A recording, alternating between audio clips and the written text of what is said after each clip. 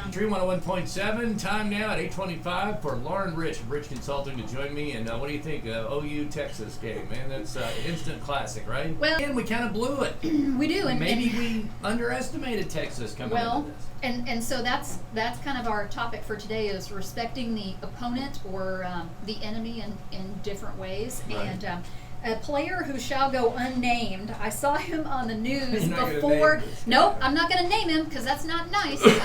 But this guy must have been a lineman. I'm going to say he was player, a defense. Right? Yes, Okay. OU defensive lineman is from what I remember best. I remember his name, but we'll leave that out of it. And he said, we've been watching Texas and not much has changed. When you go into big games or any type of competition with the attitude that they haven't changed anything from last year, especially a loss, then we are underestimating our opponent, and therefore we're not respecting them for who they are as the competitor. Now, the life lesson with this is we're not just talking sports, we're talking business, we're talking Everything. Veterans, we're talking Everything. Relationships, we're Yes. talking everything. Across the board. Right. Yeah. But yes, overall, this is seen throughout life. Well, you and keep your friends close. And your enemies closer. That's Yes. exactly right. Well, and So- apparently 4 overtimes closer. You know, and that's you know, crazy. if we had played as well in overtime as we did throughout the rest of the game. Until the fourth quarter. I don't know what happens in the fourth quarter. Well, I'll tell you what happens is we get comfortable and we get lazy. We think we win. We think we've already got it won. Yeah, Yes, and we that's don't. exactly right. And it doesn't matter if it's war or if it's OU Texas. It's not over until there are zeros across the board on the scoreboard and improvements. And so when you look at that OU player's statement of, well, nothing has really changed, that shows me that you haven't learned anything. Right. You haven't learned anything from your previous experiences. Well, you could take a team or a business or a competitor or anything and assume nothing has changed, but within certain confines, those things can change. Absolutely. Absolutely. It's like And- everything in life is interchangeable. Yeah, you Yes. may have the same people doing the same things, but the same weather, but you may have a lot of things that are similar, but you could still end up with a different result. And that goes back to adaptability and understanding that your opponent, while they may not be the exact same as you, they have their own set of strengths, of course their own set of weaknesses, but they have things that they're really good at. They know their team, so to speak, and a macro example of that would be, do you remember about 6 years ago when President Obama made a comment to the New Yorker that ISIS and the Taliban were like a JV team? I do remember that. He said you can take it was something along the lines of you can take a JV team and put it in Kobe Bryant jersey, but it doesn't make them, world's best or whatever his analogy was, of course paraphrasing there. But it seems like the Sooners, much like President Obama at the time, were in denial about how bad we were doing. And when you go into war with that type of mentality as, well, they're just the JV team, then you better get ready for trouble. Or if you go into business with your life Yes. savings with that Yes. attitude. Well, if you go into it as people are just going to come to me because of my name, or this is my hometown, or I'm the only barbecue joint around, for 30 miles. Just because you're the only one around for 30 miles doesn't mean that people are going to give you business. Just because you're America doesn't mean that you're not going to struggle against the ISIS and Taliban. And when you do that, it takes away from the overall competition, from human being to human being.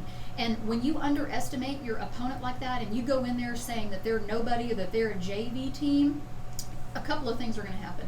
One is that they're going to want to prove themselves.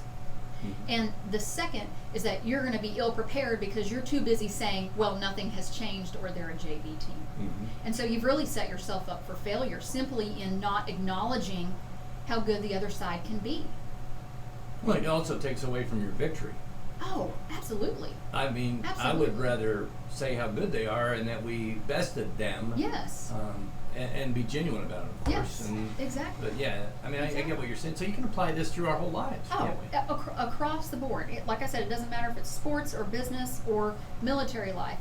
It's all the same in application. And so when we think about that process and we think about leadership has to be realistic about what our strengths and abilities are and what the enemy or the opponent's strengths and abilities are. And first and foremost, if you don't have an identifiable opponent or enemy and you do not have clear distinctions about the way that they operate, you will not win. And Just the that way it has goes. I mean, that you has could been get lucky, proven. That has been but- proven time and time again in Afghanistan. Right. If we don't have a clear concept of what the enemy is doing, we will not win. And yet somehow that still correlates to OU Texas because we didn't have a clear concept of what they were doing. If we did, we wouldn't have given up 2 possessions and been in overtime. And I don't care what they say. If you're that good, you don't need overtime. Right. If you're that good, you don't give up 2 possessions. I think the Texas quarterback really stepped up, and he was the reason. They couldn't shut him down, and that's where I think that he changed. Yes, And- he learned. Sam Ellinger had learned, Yeah, and he had learned. he had 2 personal touchdowns for himself, a 2-yarder and a 6-yarder. I think that he ran in And look on at his own. Look at the yardage he picked up just in that Yes, fourth yes. quarter to Well, tie the game. Did you see He the wanted guy? it more than we wanted. Yes. Did you see the guy at the end of the game? He was filthy. He was Yeah, absolutely he was. I saw that. filthy. I was like, you know, wow, look at that yes. uniform. And I it wouldn't have mattered remember that. how tired he was. He would have fought to the death. You could see it on his face. And I have nothing but respect for the Texas program. They are an absolutely outstanding program each and every single year. No matter what they the have great recruits. They put forth great play. doesn't matter what Yeah. the ratings are either. Exactly. Oh, you could be in the top 5. We're going to struggle against Texas. It's Yes. not even rated this year. We are dropped out of the polls, and they were at Yes. 22, and we end up beating them. And it's just always going to be a battle. And we got lucky. I don't know that we earned that win like we should have. I think we got lucky. But But do you think that a lot of the rhetoric, a lot of times, is just that rhetoric that deep inside people know when they've got a competitor? Or are there some people that are aloof and they just don't know, they just don't get it? Because you're going to get some people that realize it but would never admit it. yeah, I think So- there are some people that realize that there are true competitors. But I think the bigger piece to that is, do people realize their failures? And so I would have to ask the question of, are we better people? Are we better competitors? Are we better warriors? Are we better businessmen and women? Are we better when we emphasize our natural talents, or are we better when we correct our deficiencies? I think I'd like to go with the deficiencies. In my earlier years, I would have said natural talents, and now me that too.